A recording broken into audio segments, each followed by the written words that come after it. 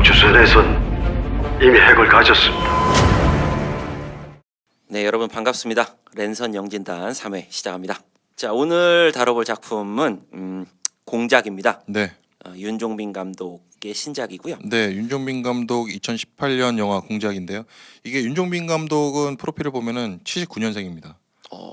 나이가 제법 아주 어리시네요. 네, 부산 출신이고 2004년에 단편 영화 남성의 증명이라는 영화로 데뷔를 했었고, 네. 그리고 좀 많이 알려져 있는 용서받지 못한 자 같은 경우는 이제 허지훈 이병을 직접 연기를 했고. 무슨 말인지 알지? 어? 통신보안 CP병장 유태정입니다. 딱 신속 명확 정확하게 알았어? 예, 알겠습니다. 아니야 모르는 것 같은데. 이 영화로 부산 국제영화제에서 4개 부분을 수상하면서 아주 성공적으로 데뷔를 했습니다. 네, 네. 2008년도 비스티 보이즈의 명대사가 있습니다. 아, 그렇죠. 뭐죠? 제가 해야 되나요? 네. 사랑한다고 이 씨발려나. 오빠한테 보낸 150 뭐야 그거? 그거 나한테 먹고 떨어지라는 거야? 야 이 새끼야 너 인생 그렇게 살지 마. 어디서 씨발 마음이 고와야지 성형 다 해가지고 이 개 족같은 년이 이 씨발 내가 해달라 그랬냐고 이 씨발 년이. 아 씨발. 아니 내가 해달라 그랬냐고. 사랑한다고 이 씨발 년아. 사랑한다고 이 씨발려나 라는 네, 한국 영화의 길이 남을 명대사를 남기셨죠. 그 네. 영화 안 보셔도 네. 그 시놉시스 읽고 이 대사만 들으시면 네. 이게 무슨 영화인지 바로 아실 수 있습니다. 네, 그밖에 범죄와의 전쟁에서도 연출 각본을 맡았습니다. 이 영화에서 아버지의 과거 이야기가 약간 모티브가 되면서 최민식이 이런 말을 하죠. 종빈아, 아저씨가 용돈 줄게. 아역한테 일부러 그런 말을 합니다. 그 대사를 일부러 넣었어요. 네네네. 네, 본인의 이름이 그때 나왔습니다. 네, 상당히 재미있는 감독이에요. 네. 네, 만든 작품들이 조금 다 장르도 다양하고 네. 연출 방식도 좀 다양해서 앞으로 미래가 주목되는 감독입니다. 네, 공작으로 돌아와서 네. 황정민, 이성민, 조진웅, 주지훈 배우가 주연을 했고 네. 제작비가 165억이라서 손익분기점은 관객 수가 480만이었습니다. 이번 주 개봉 4주 차이에서 490만 명 정도로 손익분기점을 돌파했습니다. 그래도 손익분기점 딱 10만 넘었네요. 이거는 그냥 뭐 겨우 본전만 건진 거 아닌지. 물론 좀 그런 부분이 아쉽긴 한데 저는 개인적으로 신과 함께랑 맞붙었을 때는 네. 이제 CJ나 롯데가 서로 어느 정도 윈윈한 상황이 아닌가 음. 저는 그렇게 생각이 드네요. 공작 작품이 괜찮습니다. 재미있는데 그렇게 관객 수가 많지는 않았던 것 같아요. 요게 네. 최근 한국 영화를 둘러싼 어떤 영화 내적 외적 요인들이 조금 작용해서 그랬다고 생각하는데요. 영화 이야기를 조금 진행하면서 왜 이런 현상이 발생하는지 또 이 영화를 둘러싸고 뭐 나중에 언급하겠습니다만 포털 사이트 같은 곳에 평점 테러가 일어나고 뜨거운 논쟁이 벌어지고 있는 이유에 대해서 잠깐 생각해보는 시간 가져보겠습니다. 네. 영화는 90년대 북핵 위기를 둘러싸고 실제로 활동했던 그 암호명 흑금성으로 네. 불린 북파 공작원의 이야기를 각색해서 다룬 작품입니다. 실제로 그 영화의 모티브를 제공한 그 오마이뉴스의 김단 기자의 얘기에 따르면 영화가 현실을 한 50%만 반영을 했다고 그렇게 얘기를 하고 있는데 저희가 영화를 봤을 때는 거의 80% 팩트에다가 20% 연출만 버무리지 않았나. 그 다음 작, 이 영화 조금 기존에 나왔던 스파이 영화들하고 다릅니다. 과장이 없죠. 우리가 스파이 그러면 어떤 것들이 떠오르시나요? 007이죠. 그렇죠. 무조건 007 혹은 007에서 약간 변형된 맷돌 데이먼. 네. 네, 그렇죠. 네. 뭐 제이슨 본 시리즈 같은 거 이렇게 순식간에 몇 명을 맨손으로 제압하고 네. 위기 상황에서 탈출하고 아주 멀리 있는 걸 총으로 쏴서 마치고 그리고 각종 첨단 장비를 사용하고 그리고 미녀들과 로맨스도. 이런 것들이 좀 많다 보니까 네. 어떤 스파이물의 전형적인 모습을 좀 그 영화들이 갖추게 된 거 아닌가. 네네. 저는 그런 생각도 좀 듭니다. 약간 공작원 실제로 이 영화 공작 같은 경우에는 이런 첩보 액션을 떠나서 네. 그 존 르카레라는 첩보 소설가가 있는데 이 사람은 실제로 첩보원이었습니다.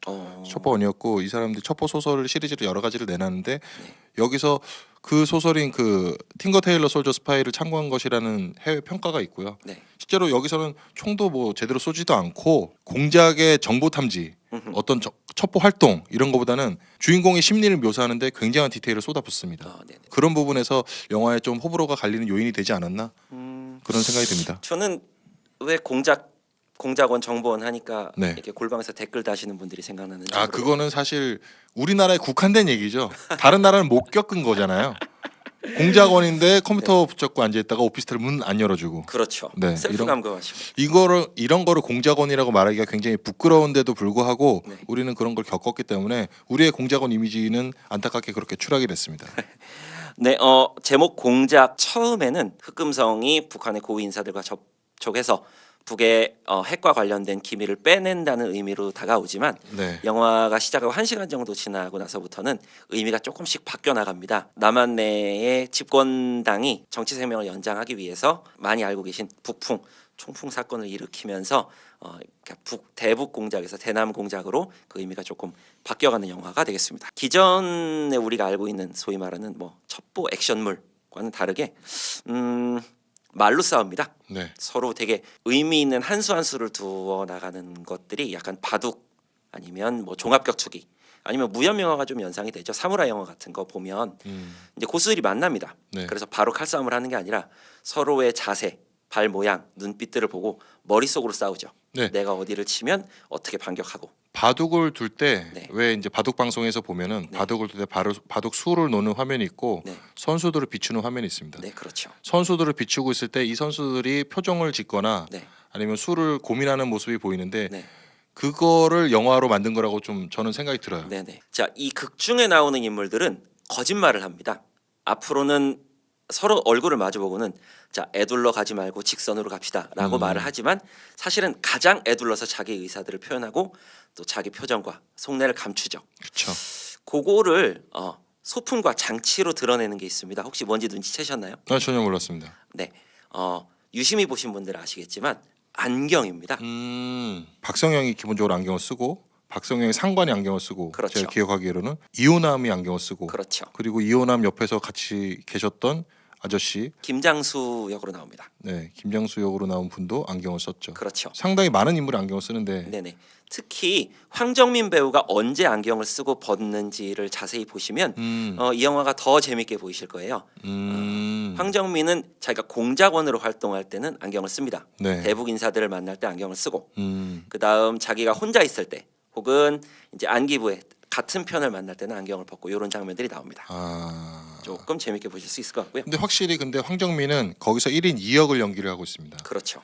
보통 지금 황정민 씨가 나오는 영화, 그러니까 여기서 박성영으로 분한 황정민에 나오는 영화를 사람들이 약간 비호감으로 느끼는 케이스가 뭐가 있냐면 네. 황정민은 어디 가도 황정민이다라는 그렇죠. 그런 약간의 평가가 있는데 저는 이 영화에서 나름 그 황정민은 노력을 많이 했다고 생각을 합니다. 네네. 왜냐하면 이 상관의 안기부의 직원으로 있었을 때 안기부에서 자기 소속을 밝히고 보고를 할 때 황정민하고 네. 사업가 황정민으로 위장한 북파 공작원하고는 캐릭터 극명하게 갈려요. 네. 말투도 다릅니다. 그렇죠. 실제로 이 말투를 이 영화의 모델이 되는 흑금성이라는 박채서 씨죠. 실제 본명은 박채서 씨를 보고 만나고 네. 많은 흉내를 냈다고 해요. 실제로 만났나요? 네, 오. 네. 실제로 만나서 많은 흉내를 냈다고 하고 사람들한테 관객들한테 보여주기 위해서라도 안경을 썼다 뺐다 하는 장치를 넣지 않았을까 그런 생각도 좀 듭니다. 네, 이런 소품뿐만 아니라 그러니까 이 영화에는 굉장히 섬세하게 디테일하게 연출한 부분들이 많습니다. 가령 뭐 카메라의 시선 처리라고 할까요? 극중 황정민이 몇 번의 위기가 있습니다. 자기 정체가 드러날 위기 혹은 어딘가에 감금될 위기가 몇 번 나오는데요. 그럴 때마다 그 어떤 정보원의 습성이랄까? 자기가 어디로 탈출해야 되는지를 순간적으로 쭉 바라보는 장면들을 카메라의 시선으로 표현해 줍니다. 관객들한테 설명하는 부분도 됩니다.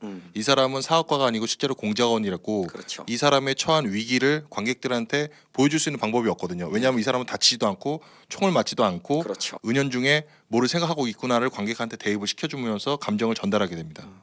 테이프가 딸깍하고 넘어가는 걸 감추기 위해서 술병으로 접시를 탁 치는 장면이 나옵니다. 네. 그런 거 디테일을 굉장히 섬세하게 잘 살렸다는 느낌이 들고요. 그 다음 또 그게 있죠. 평양고증입니다. 어떻게 네네네. 찍었을까? 네. 이거를 영화에 어떻게 반영을 했을까? 이제 찾아보면은 이 평양을 찍은 영상을 해외에서 이제 구매를 했다고 해요. 근데 약간 이제 어색한 게 느껴지는 게 뭐냐면은 이 영상을 구매를 할 때 어디를 가서 어떻게 찍어달라고 말을 하면 국가보안법 위반이기 때문에 이미 찍어 있는 거를 이제 샀다고 하고 부족한 걸 CG로 처리했다고 하네요. 그런 걸 주문하면 국가보안법에 걸린다고. 네, 어디를 찍어달라고 하면 어디를 찍어달라고 하는 순간 국가보안법에 걸립니다. 근데 이야. 찍은 걸 사오는 거는 상관이 없습니다. 뭐 이제 영화 중간에 여의도에서 옥상에 올라왔는데 그 아, 쌍둥이 빌딩에 올라와 있다든지. 그렇죠. 서울 시내 풍경도 조금 다를 수 있었겠네요. 네, 근데 저는 솔직히 이런 영화 고증 부분에서 고증의 강박을 가지고 계신 분이 아니라면 사실 영화를 감상하는데 방해하는 수준은 아니라고 생각을 하거든요. 아, 네네. 네. 저도 그렇습니다. 네. 오히려 그냥 되게 위압적으로 느껴졌어요, 평양 시내가. 네네네. 자, 영화에서 술 마시는 장면이 굉장히 많이 나옵니다. 저는 그 마시는 술의 디테일도 되게 잘 살렸다고 생각하는데요. 극 중에서 김정일은 계속 꼬냑을 마십니다. 아, 이 꼬냑이 사실은 원래 이름은 브랜디고요. 요게 와인을 증류해서 만드는 술입니다. 네. 국내는 뭐 많이 알려져 있지 않지만 김정일은 부르고뉴 와인의 애호가라고 알려져 있습니다. 그러니까 그런 거 김정일이 와인을 즐겨 마셨기 때문에 꼬냑을 마시는 이런 것들은 되게 잘 갖다 놨고요. 반대로 조금 그렇게 소품 사용에 거슬렸던 거는 시바스리갈입니다. 네. 극 중에서 안기부 요원들이 마시는 몇 번 나옵니다. 네. 술이 전부 시바스리갈로 통일돼 있는데요. 음, 전 이게 약간 강박적으로 표현한 게 아닌가 이런 느낌이 들었습니다. 일부러. 네, 그렇죠. 그러니까 그쪽 생각을 갖고 있는 사람들이 마시는 술은 전부 시바스리갈. 이게 저는 조금 21세기 영화 같지 않게 촌스럽게 느껴졌습니다. 약간 그런 부분이 있는데 네. 뭐 영화 전반적으로 그런 클리셰를 강조한 부분이 없잖아 있기 때문에 네. 네, 약간 애교로 넘어갈 수 있을 것 같습니다. 네.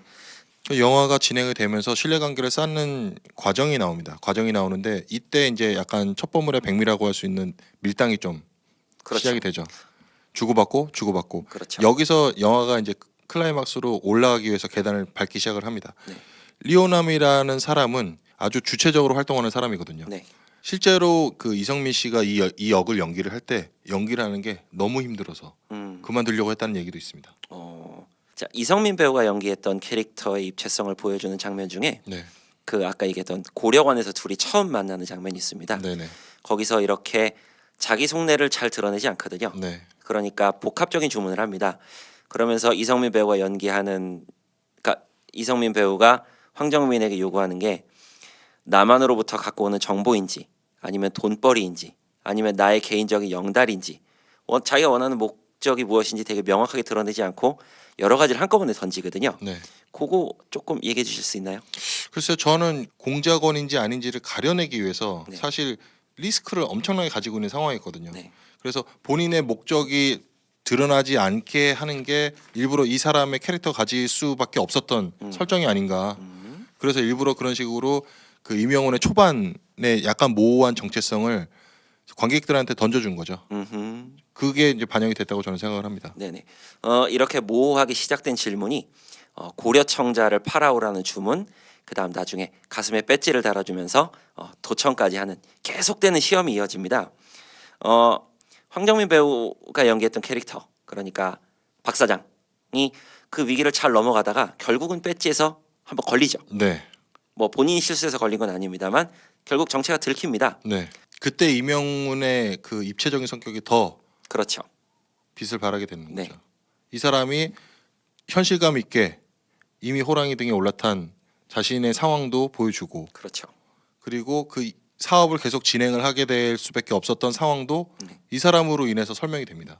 네, 자, 북한의 전력 상황이 좋지 않아서 둘이 밥을 먹으러 갔다가 딱 갑자기 정전이 되는 씬에서 이성민 배우가 황정민 배우를 끌어당기고 진짜 자기 속내를 이야기하죠. 네. 네, 그 장면 눈여겨 봐주시면 좋겠습니다. 굉장히 좋은 장면이었고요. 그리고 특히 이제 이미 알게 된 상황에서 네, 가족을 보여주죠. 네, 그렇습니다. 네, 가족을 보여주는 부분이 이명훈이 가지고 있는 캐릭터가 이 사업을 진행시킬 수밖에 없는 자신의 사정을 보여주는 거죠. 네. 박성현한테, 박 사장한테 그런 의도로 전달하는 어떤 배경 느낌으로 이제 저는 관객들한테 전달이 됐다고 생각을 하거든요. 네네. 그런 면에서 사실 저는 이 영화 전반에 걸쳐서 이명훈이 가장 입체적이고 네. 가장 좋은 연기를 보여주지 않았나. 그런가 하면 네, 조금 의외의 연기도 나오죠. 나이트클럽 씬에서 어르신 두 분이 네. 춤을 추십니다. 저는 그 영화가 그 시인 내에서 굉장히 그 뭐라 그럴까 굉장한 쾌감을 느꼈는데 네. 영화가 계속 무겁습니다. 그렇죠. 영화는 칙칙하죠. 전반적으로 칙칙하고 굉장히 무겁습니다. 근데 영화의 색채를 중간에 바꿀 수는 없기 때문에 네. 관객으로 하여금 잠깐 쉼표를 한번 찍어줘야 됩니다. 그 쉼표가 저는 그 장면이라고 개인적으로 생각을 하고 있어요. 네. 적절한 위치에 적절한 타이밍으로 적절한 정도의 수준으로 네. 과하지도 않고 너무 또 가볍지도 않게 일부러 넣은 그런 부분이라고 생각돼서 저는 굉장히 좋게 봤습니다. 네. 그 씬도 잘하면 사랑한다고 이 씨발년아처럼 후세에 계속 회자되는 장면이 되지 않을까 그 정도로 생각하고요. 임팩트가 있지는 않았어요. 그냥 쉼표기 때문에 말 그대로. 그런가요? 네. 저는 굉장히 놀라웠습니다. 음, 자, 어쨌건 영화는 황정민의 의도와는 다르게 결국은 공작이 먹혀 들어가기 시작합니다. 네. 남에서 온 안기부 직원의 제안이 북으로 흘러 들어가고 김정일의 재가가 떨어지죠. 네. 그리고는 대북 사업, 또 외화벌이 사업, 그리고 황정민이 계속 해왔던 공작이 위기에 처합니다. 네. 그러다가 황정민이 이성민을 설득을 하죠. 비즈니스에는 두 가지 의미가 있습니다. 사업 그리고 모험. 그리고는 두 사람이 평양으로 날아 들어가서 승부수를 던집니다. 네. 이 영화에서 쓰였던 소품 짝퉁 롤렉스 시계와 네. 넥타이핀 네. 이 결국 나중에 만나게 되는데 네. 넥타이핀 뒤에 쓰여진 글자 혹시 기억나세요? 근데 거기 호연직이라고 자막이 떴던 것 같은데요. 아, 네네. 아니 거기 이렇게 카메라로 잡아줘서 저도 그 글자를 봤는데요. 네. 그게 조금 주체 사상을 신봉하는 나라에서 그 호연직이라는 말이 맹자에 나오는 얘기거든요. 유교적인 생각을 담아서 거기다 커스텀으로 주문해서 그렇게 선물하는 게 북한에서는 상식적이었는지. 기본적으로 북한이 우리나라보다 훨씬 더 유교적인 상황이라고 해요. 그래요? 그러니까 되게 옛날 스타일인 거죠. 이 사람이 얼마나 개방적이고 그 사람의 호탕함이라든지 감정적인 선을 연기하는데 이런 거를 좋아한다는 걸 일부러 보여주기 위해서 그런 장치를 쓰지 않았나 저는 생각이 듭니다. 그러니까 단순히 북에 갇혀 있는 사고 방식이 아니라 이 사람은 얼마든지 개방적이고 변화할 네. 수 있고. 네, 뭐 신의와 의리를 중시 여기고 굉장히 그 영화의 주인공에 가까운 묘사를 해주죠. 자, 이렇게 돼서 이제 뭐 갈등이 끝났다고 생각하게 될 무렵 적들의 복수가 한번 벌어집니다. 남쪽에서 이야기하죠. 우리가 북에서 이런 사주를 한 걸 누구누구 알고 있냐. 그래서 흑금성이 입을 틀어 막아라. 네, 그래서 흑금성이 남에서 보낸 공작원이었다는 거를 북이 노출을 알게끔 시켜버리죠. 노출을 시킵니다. 그리고는 이성민이 황정민을 찾아오죠. 네, 머리에 총을 들이댑니다. 전향하시오. 가족은 내가 보살펴주겠소. 실제로보다는 훨씬 더 그 로맨스를 강조한 화면처럼 저는 생각이 드네요. 그렇죠. 조금 낭만적인 묘사였어요, 사실은. 네, 네. 네. 이게 사실 현실에서 많이 벗어난 얘기죠. 그렇죠. 네, 실제로는 정말로 전향을 원했던 것 같아요. 네. 죽일 생각이 없었죠. 극 중에서 그렇게 표현이 됩니다. 네. 왜냐하면은 신분증을 미리 그렇죠. 준비를 해서 네, 주었으면은 죽일 마음이 없었다는 거죠. 그렇죠. 네. 죽일 마음이 없었고 단지 네가 전향하길 바랬는데 아니라면 도망가라. 그러니까 그 다음 수까지 보고 준비를 해준 거죠. 네. 극에서 조금 낭만적인 묘사에 대해서 잠시 언급을 했습니다만 유치해요, 솔직히. 솔직히 이게 뭡니까? 오랜만에 만나는데 네. 이렇게 하겠습니까? 유치한데 네. 너무 좋아. 기분이 좋다는 그런 묘사라고 해야 할까? 네, 그렇죠. 기분이 좋았습니다. 네. 저도 결국은 만났다는 거. 네. 3차 남북 정상회담이 있을 예정인데 우리가 이날이 오기까지 사실은 드러나지 않고 밑에서 활약했던 극으로 묘사됐던 황정민이나 이성민처럼 보이지 않는 곳에서 활약했고 노력했던 사람들의 노고가 이제는 조금 재조명돼야 되는 건 아닌가 이런 생각이 좀 들고요. 잠깐 곁다리로 드리는 말씀 좀 전하면 그 당시에 굉장히 많이 쓰셨지만 이제서야 조금 주목받으시는 우리 정세현 전 장관님. 네, 요번에 저서가 나왔다고 하죠. 아, 네. 네, 여러분 많은 관심 부탁드립니다. 저희 광고비도 안 받는데 뭐. 네, 그 책, 그 대신 뭐 제목은 언급을 안 해드리니까. 네, 여러분 저렴하게 모십니다. 네, 저희 아직 영향은 없지만 장래가 촉망되는 방송입니다. 마찬가지로 관심 가져주시면 좋겠고요. 영화가 끝나면서 이제 자막이 올라옵니다. 네. 이 흑금성은 2010년경 결국은 구속이 됩니다. 네. 당시에 이제 이명박근혜 정권에 들어서면서 네. 이 사람들은 사실 뭐 생각이라는 걸 깊게 못하는 사람인 것 같아요. 생각이 없으니까 기본적으로 들어와 있던 그 북파 공작원도 그냥 정리를 시켜버린 거고 관계가 안 좋으니까 그 관계를 회복할 수 있는 그 라인 대북 라인도 다 끊어버렸다고 하더라고요. 결국 그냥 그런 식으로 자멸의 길 그게 나은 선택이라고 생각을 했겠지만 결코 뭐 그렇게 되진 못했죠. 저는 흑금성이 구속됐던 시기가 이명박 집권기라는 점에서 이게 약간 청산되지 못한 적폐 세력의 복수가 계속되는 건 아닌가 이런 음모론에 숟가락 한번 얹어봅니다. 그 음모론이 이제 기무사로 현실화가 돼 있고 오늘도 또 뉴스가 나오지 않았습니까? 기무사에서 세월호 관련 업무를 담당했던 분이 자살하신 걸로 오늘 기사가 나왔습니다.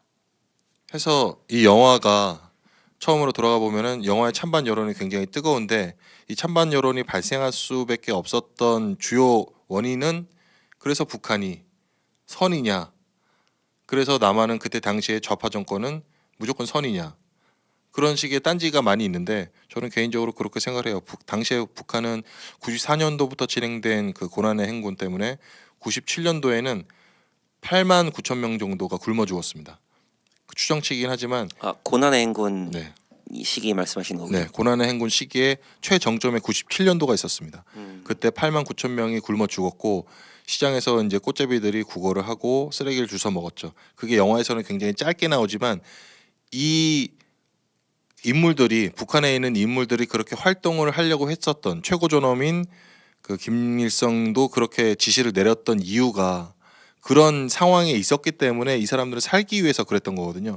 물론 극중의 인물 묘사가 리명훈을 굉장히 포장을 해주는 게 입체적인 인물로 묘사를 하기 위해서 그 이명훈과 박 사장의 그 로맨스를 보여주는 과정에서 이게 마치 아름다운 것처럼 그게 선인 것처럼 받아들일 필요는 없거든요. 네. 그냥 영화의 재미상 로맨스를 좀 보여줬을 뿐이지 네. 그게 선은 아니에요. 그렇죠. 근데 사람들이 그걸 선으로 판단하고 그 자신의 그 판단 가치를 좀 흐리는 것 같아요. 요즘에 뭔가를 소비하는 현상이 빠와 까 둘 중에 하나를 선택을 해서 서로 공격을 하는 스타일로 많이 소비를 하게 되는데 굉장히 첨예하죠. 저는 굉장히 그게 좀 잘못됐다고 생각을 합니다. 저는 개인적으로 어느 한쪽 끝에 있으면 반대쪽이 보이지가 않아요.